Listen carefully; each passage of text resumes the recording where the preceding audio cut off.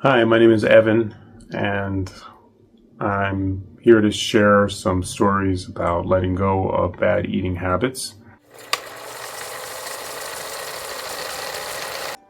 So basically, I used to sort of endure my bad day. I would like go through a bad day, sort of like you're enduring like a rainstorm, sort of like hiding under your umbrella, knowing full well at the end of the day that's when I was going to get mine. I was going to do something I wanted to do.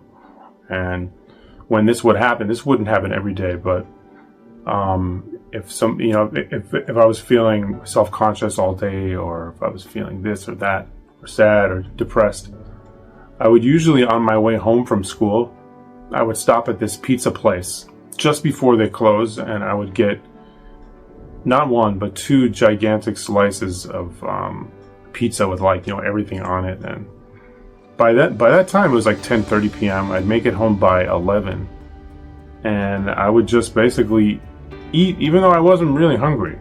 Looking back at it, I think I just needed something for myself. It was to comfort myself, something familiar. Obviously, that's not very healthy. And what ended up happening is that when I started meditating, so fast forward a few years later is when I started meditating. What would happen was I would reflect on everything that's in my mind.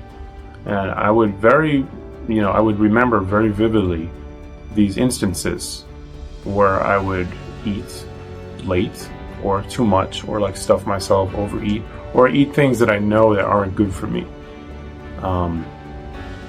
And what I reflected on was I was like covering up something that was there, and something that I felt, and I was trying to ignore it.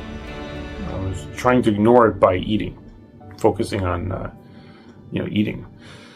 So covering up, I ended up gaining a lot of weight, and I wasn't really that healthy, and it showed on my skin. I had a lot of pimples, and I didn't have a lot of energy at all, actually.